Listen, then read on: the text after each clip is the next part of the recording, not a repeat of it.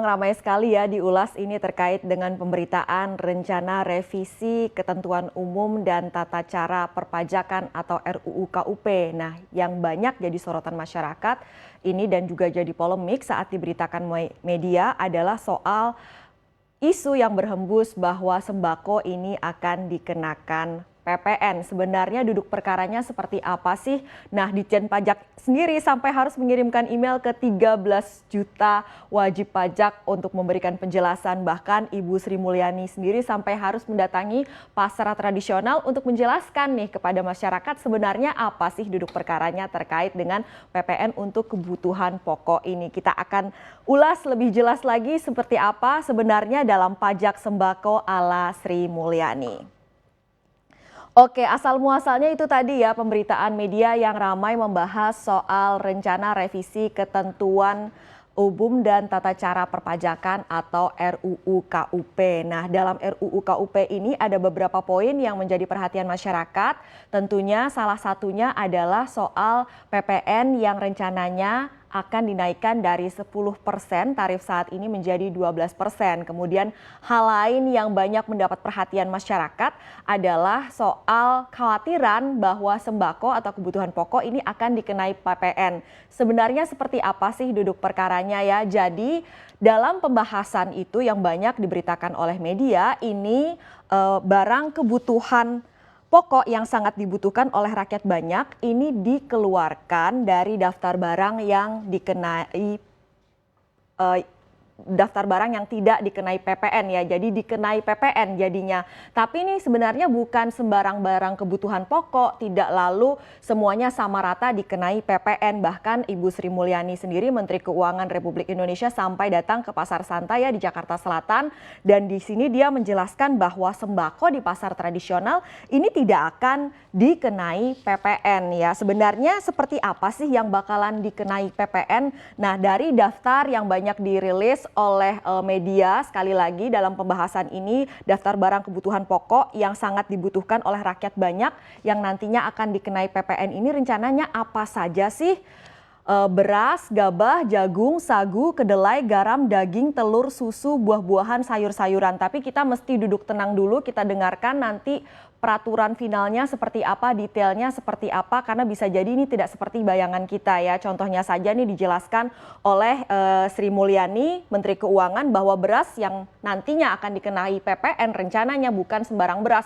Bukan berarti pandan wangi dikenai PPN, rojo lele dikenai PPN, bukan. Tapi beras-beras high-end, beras-beras premium, misalnya beras basmati, beras shirataki seperti itu ya. Kemudian misalnya daging gitu ya. Daging juga yang dikenai PPN bukan daging-daging biasa yang misalnya ibu-ibu beli buat bikin semur gitu ya. Bukan, tapi daging-daging premium high-end yang harganya jutaan. Misalnya daging Kobe, daging Wagyu seperti itu ya. Jadi kita tunggu sekali lagi ini finalnya seperti apa dari pemerintah. Untuk sementara kita dengarkan dulu apa yang dikatakan oleh pemerintah, salah satunya oleh Sri Mulyani Menteri Keuangan ya. Sri Mulyani bahkan sampai buka suara juga nih soal polemik pajak sembako. Jadi dijelaskan bahwa kita tidak memungut PPN sembako. Kalau kita bicara soal beras nih harganya 10.000 per kilogram sampai 200.000 per kilogram, sama-sama beras juga. Ini bisa sama-sama klaim sembako menurut Ibu Sri Mulyani. Ini fenomena munculnya produk-produk very high end ya. Jadi tidak sembarang beras, tidak sembarang daging, tapi produknya sama-sama beras, sama-sama daging sapi, tapi ada yang Wagyu, Kobe yang per kilogramnya ini bisa mencapai 3 juta sampai 5 juta rupiah. Tapi ada daging yang dikonsumsi masyarakat Rp90.000 per kilogram, jadi bumi langit. Jadi yang dikenakan PPN yang very high end, yang premium seperti itu ya.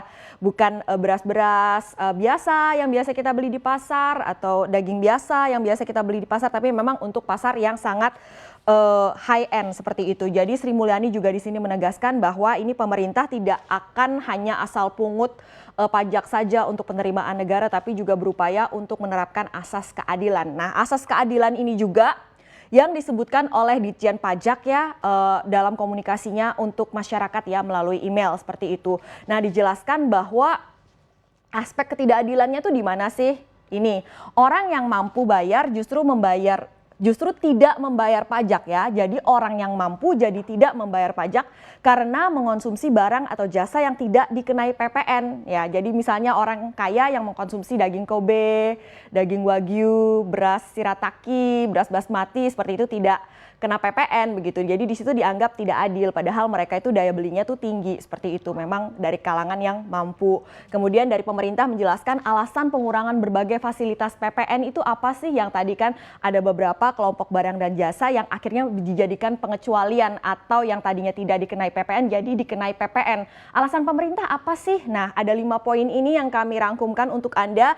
Yang pertama, poin pemerintah di sini bahwa ada distorsi ekonomi. Seperti itu ya, dengan adanya tax incidence ini artinya apa? Barang-barang lokal jadi tidak bisa bersaing dengan barang-barang impor karena tadi sama-sama tidak dikenai pajak seperti itu ya. Padahal yang mengkonsumsi golongannya udah jelas berbeda seperti itu. Jadi karena adanya pemungutan pajak yang tidak efisien menciptakan distorsi ekonomi tadi ya. Barang mahal dengan barang murah, beras mahal, beras murah sama-sama tidak kena PPN, jadi dianggap tidak adil gitu ya. Kemudian kurangnya rasa ketidakadilan, objek pajak yang dikonsumsi golongan penghasilan beda sama-sama dikecualikan dari PPN seperti yang tadi saya jelaskan ya.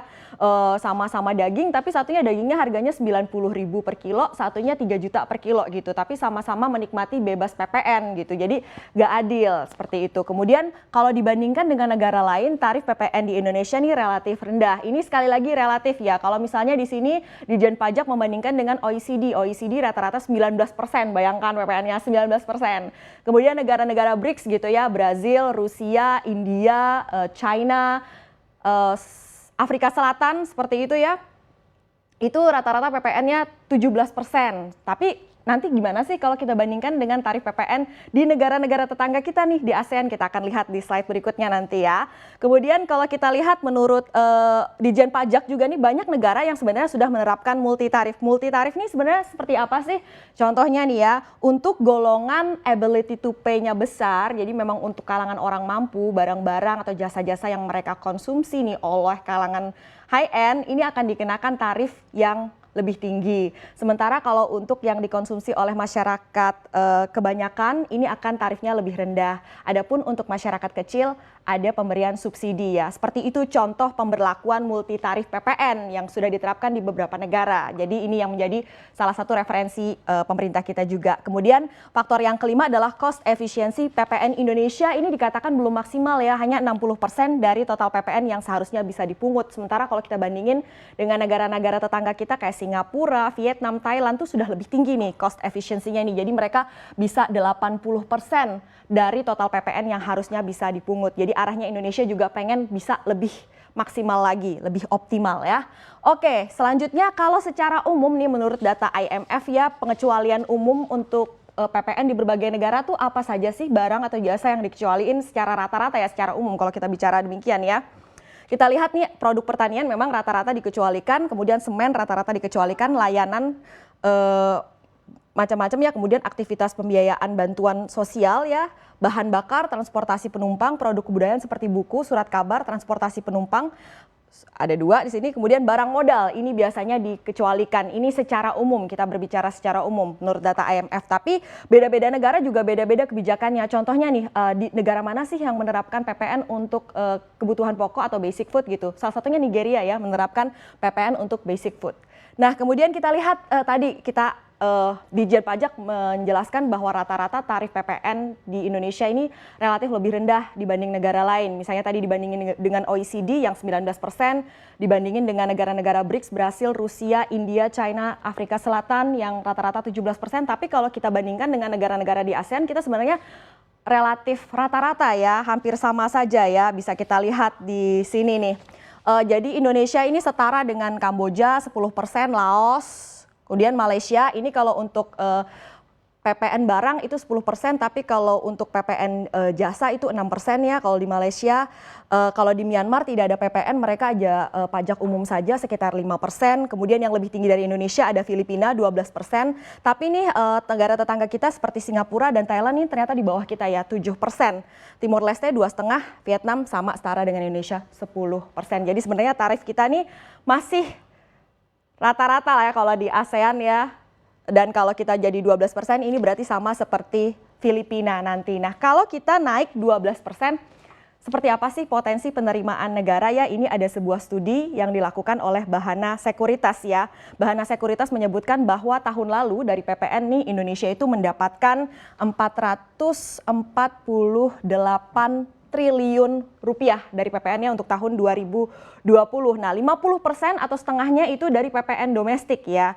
Dan kemudian kalau memang ada tadi barang-barang yang sebelumnya dikecualikan tidak dikenakan PPN, akan jadinya dikenakan PPN, dan kemudian kalau tarifnya ini dinaikkan jadi 10 jadi 12%, ini apa yang kira-kira potensi penerimaan negara bisa bertambah seperti apa? Bisa bertambah menurut Bahana Sekuritas tuh 60 sampai 80 triliun. Lumayan juga ya untuk membantu negara yang saat ini memang membutuhkan lebih banyak dana untuk penanganan COVID-19 dan juga di tengah defisit anggaran kita yang terus melebar. Namun dikatakan bahwa ini juga perlu dilakukan dengan hati-hati. Mengapa perlu dilakukan hati-hati?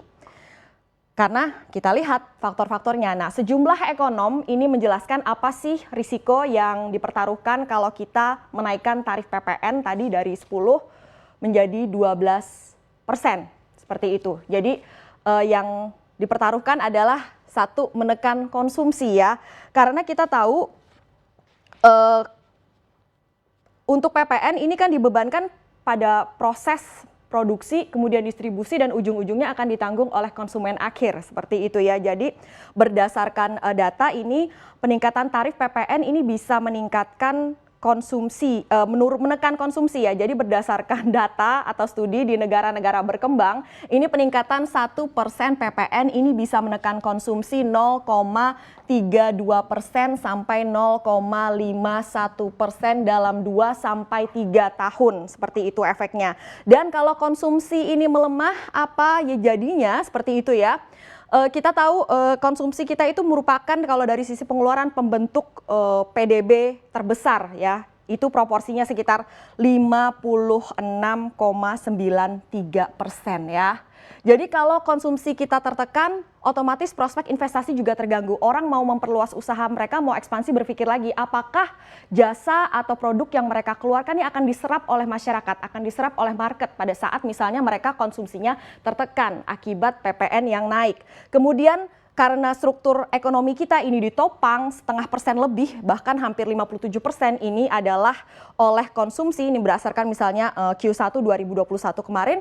Ini berarti kalau konsumsi terganggu, ini otomatis juga akan memperlambat pertumbuhan ekonomi. Ada prospek atau risiko ke arah sana. Dan kemudian juga dikatakan ada potensi kenaikan angka kemiskinan. Karena apa?